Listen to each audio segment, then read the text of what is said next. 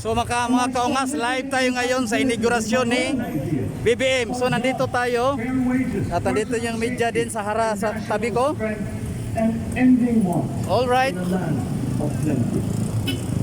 I believe that if we focus on the work at hand and the work that will come to hand, we will go very far under my watch. You believe that too. At pinakinggan ko ang tinig ninyo na ang sinisigaw ay pagkakaisa, pagkakaisa, pagkakaisa. Yes. We will go farther together than against each other. Pushing forward, not pulling each other back. Out of fear, out of a misplaced sense of weakness. Tama. But we are the furthest from weak. The Filipino diaspora flourishes even in the most inhospitable climes, where they are valued for their quality. The changes we seek will benefit all and will shortchange no one. I was not the instrument of change. You were that. Yes, You tama. made it happen. Yes, ang talino talaga ng presidente natin, ang I am talino. now. You picked me to be your servant, to enable changes to benefit all. I fully understand the gravity of the responsibility that you've put on my shoulders. I do not take it lightly, but I am ready for the task. Yan, oh, di ba? Galing sa puso ang salita niya, galing sa puso.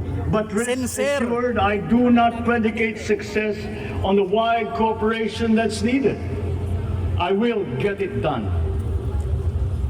I once knew a man who saw what little had been achieved since independence in a land of people with the greatest potential for achievement, and yet they were poor. But he got it done, sometimes with the needed support, sometimes without. So will it be with his son. You will get no excuses from me.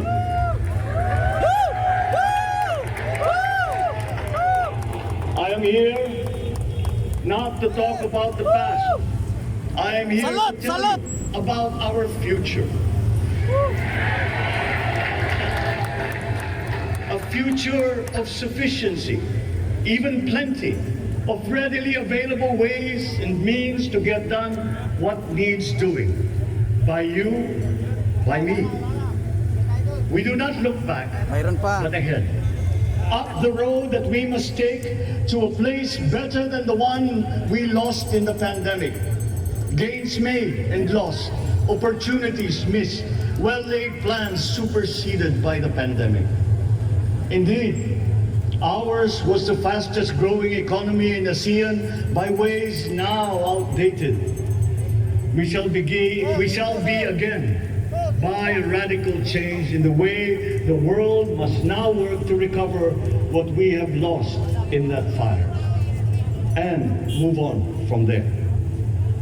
We face prospects of the spread of the war abroad, of which we are totally blameless. We seek friendship with all. Tama. But countries like ours will bear the brunt of it. And if the great powers draw the wrong lessons from the ongoing tragedy in Ukraine, the same dark prospect of conflict will spread to our part of the world. Yet, there is more out there.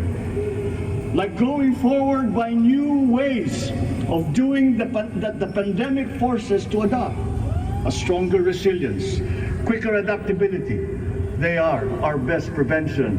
They are our best protection. Quiet reflection in a rough and tumble campaign of a breadth and intensity never experienced revealed some of them, such as a willingness to listen despite the noise, the hesitation to quarrel over differences, and to never ever give up hope of reconciliation. These gave me the peace to ponder deeper. There are hints of a road not taken that could get us out of here quicker to something better, something less fragile. There is also what you, the people, did to cope.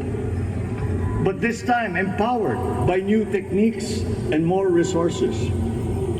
You got by, getting some of what you needed with a massive government help. And for this, I thank my predecessor for the courage Ang of his talino naman hard ng presidente decisions. natin. But there is a Walang way kodigo. to put more means and Walang choices kodigo. in your hands. Ang layo I ni trust VP Lin eh. the Filipino. Imagine how much more you'd achieve if government backstops instead of dictating your decisions. Always there to pick you up when you fall. Giving what you need to get past a problem. Nakakaiyak ang Imagine if speech it niya invested in talagang your tago self-empowerment sa to bring it puso yung closer mga to taking on binibigkas niyang whatever salita challenges para sa come. atin lahat. Ramdam Imagine mo talaga yung gusto a niya country tumulong that sa atin lahat in sa almost sambayan ng every Pilipino. sense Nakakaiyak is talaga. you. Now imagine what you and government can achieve together. We did it in the pandemic. We will do it again. But again, I will not predicate my promise to you on your cooperation. You have your own lives to live, your work to do, and there too I will help. Government will get as much done alone without requiring more from you. That is what government and public officials are for. No excuses, just deliver. It was like that once upon a time.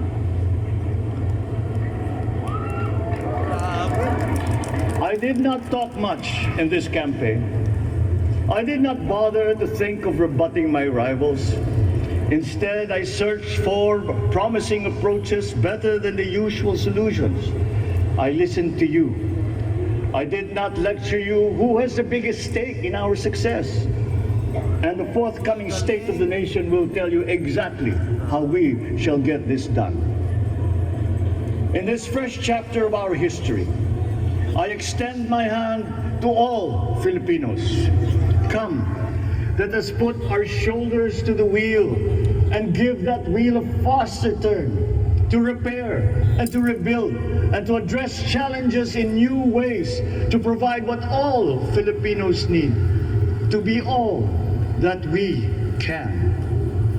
We are here to repair a house divided, to make it whole, and to stand strong again in the bayanihan way expressive of our nature as Filipinos. We shall seek, not scorn dialogue. Listen respectfully to contrary views. Be open to suggestions coming from hard thinking and unsparing judgment. But always from us, Filipinos. We can trust no one else when it comes to what is best for us. Past history has often proven that. Solutions from outside divided us. None deepened our understanding. They were always at our expense. Never forget, we are Filipinos. One nation, one republic, indivisible.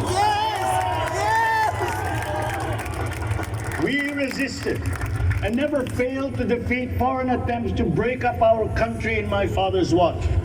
His strongest critics have conceded that. So let us all be part of the solution that we choose. Tama. In that lies the power to get it done.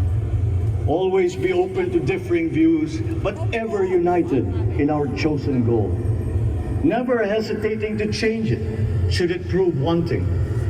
That is how agile, resilient republics are made. Our future we decide today. Yesterday cannot make that decision anymore, nor can tomorrow delay it. The sooner we start, the surer and quicker the prospect of achieving our future. These are troubling times. What's happening to others can happen to us, but it will not. We see what's happening.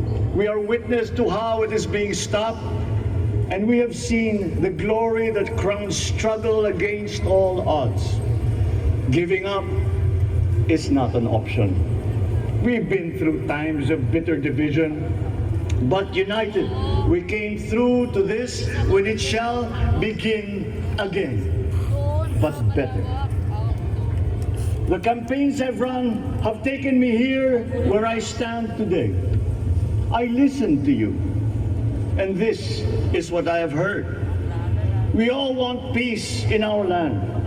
You and your children want a good chance at a better life in a safer, more prosperous country.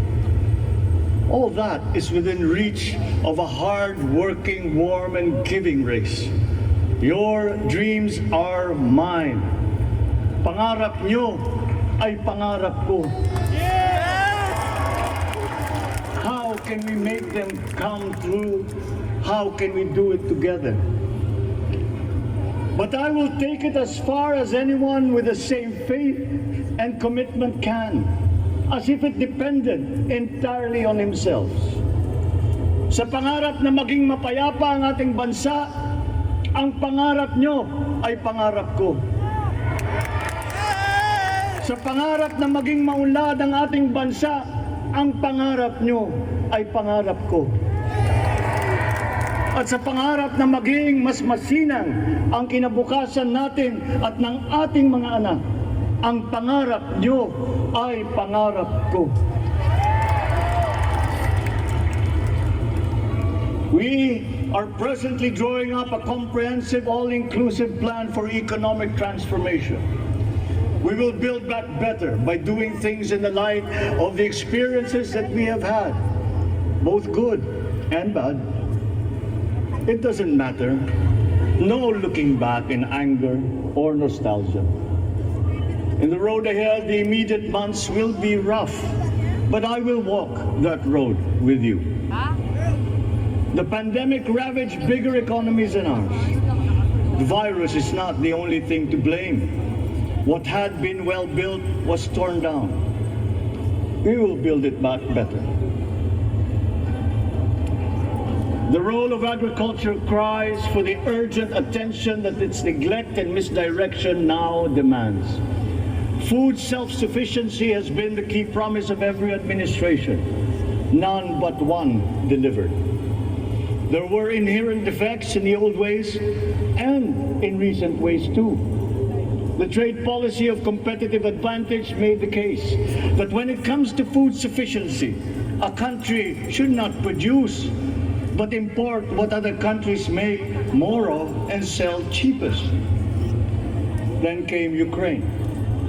The most vulnerable when it comes to food are the countries furthest away from the conflict, those bearing no blame for provoking it. Yet they face the biggest risk of starvation. If financial aid is poured into them, though it never is, there is nothing to buy. Food is not just a trade commodity. Without it, people weaken and die. Societies come apart. It is more than a livelihood. It is an existential imperative and a moral one. An agriculture damaged and diminished by unfair competition will have a harder time or will have no prospects at all of recovery. Food sufficiency must get the preferential treatment the richest free trade countries always gave their agricultural sectors. Their policy boils down to don't do as we do. Do what we tell you to. I am giving that policy the most serious thought if it doesn't change or make more allowances for emergencies with long-term effects. There is a parallel problem in our energy supply. Sufficient fossil fuel-free technology for whole economies has yet to be invented. And it is not seriously tried by rich countries. Again, consider the response of the richest countries to the war in Ukraine. But surely, a free world awash with oil can assure supplies.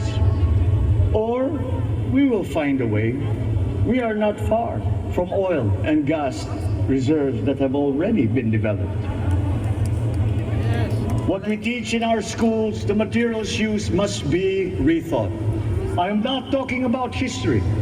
I'm talking about the basics, the sciences, sharpening theoretical aptitude and imparting vocational skills, such as in the German example, alongside the national language with equal emphasis and facility in a global language, which we had and lost.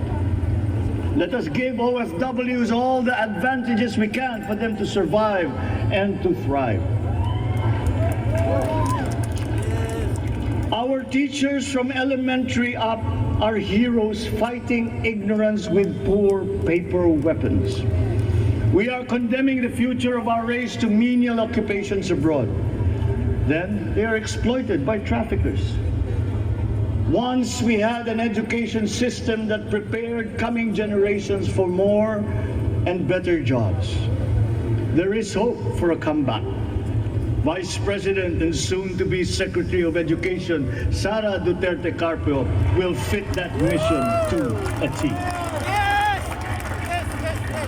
We won't be caught unprepared, under-equipped, and understaffed to fight the next pandemic. To start with, we never got over the pandemic of poor, if any, free public health.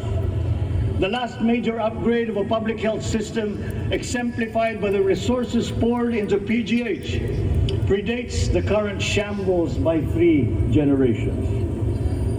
Our nurses are the best in the world. They acquitted themselves with the highest distinction abroad, having suffered even the highest casualties. With the same exemplary dedication ano kayo ngayon? at home, they just diba? got by. Oh. They are out there Sobrang because talino we ng cannot ating pay them for the presidente, same walang risk and kodigo. workload that Ang layo we ni have Lene. back here. Ang There layo. will be changes Okay, hanggang starting dito na lang tomorrow. mga ka-homeless, I mga am ka-omas. confident because I have an ople in my cabinet. There were shortcomings in the COVID response. We will fix them out in the open. No more